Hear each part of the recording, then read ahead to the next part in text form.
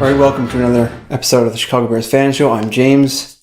We're talking about what went wrong with the Bears' defense and special teams in their Week 4 matchup against the Lions. And first thing was, where's the pressure? Where was the defensive pressure on Stafford? We knew going in, as I mentioned last week, this was a team that had allowed the fewest sacks in the league, and Stafford was finding options. Well, they let him find those options quite a bit, and they did not get enough pressure with the front four.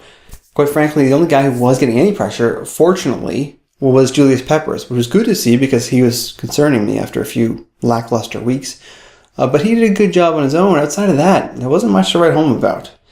Secondly, we got gashed up the middle and just taken advantage of by the running backs once they got the ball in their hands all over the field. The gashing up the middle is concerning to me because I thought that Stephen Pye was doing well. I thought Nick Collins could fill in admirably for Henry Melton, but it was concerning how bad a guy who's generally not a good inside rusher and Reggie Bush took advantage of this Bears team. And the offensive line obviously pushed him around some there as well. Once Bush got the ball out in spaces, he has shown before he was electric, and that was he really racked up a number of yards on us. Once he got the ball in his hands, and it was scary to watch at times. And in the first half, it was just like it felt like there was a tsunami coming at that defense, and so they could not stem that tide, and it was not good. They were. I'll give the defense credit though. They did the thing that was the most important generally in playing the Detroit Lions. They stopped Calvin Johnson, and Peanut Tillman, playing injured, did a great job on him, but it just they allowed the second biggest weapon they have on the field, Reggie Bush, to take advantage of them, and obviously killed them. Finally,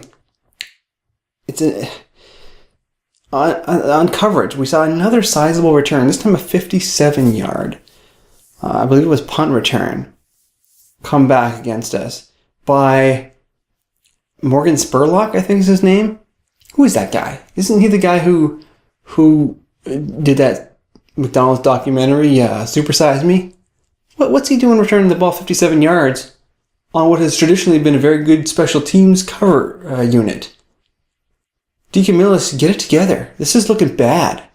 More weeks than not now, we've seen coverage have really bad lapses. So that's going to be a huge issue if it's going to continue going forward, creating short fields against our defense. And the turnovers, I will say that Cutler gave up, put the defense in a bad situation too, so they were playing on a lot of short fields. So they weren't totally bad, but they were dealt a bad hand a lot of the time. So obviously a lot to think about coming in next week. Some concerning areas that we need to fix. And with the Saints around the corner now, fortunately they're going to be on a short weekend coming into Chicago, but they're an up-tempo team that can spread the ball around, pass it all over, quick backs out of the backfield that can catch the ball, Sproles, and even Pierre Thomas. We're going to see a lot of the same stuff, so the defense better get it solved coming in next week and fast.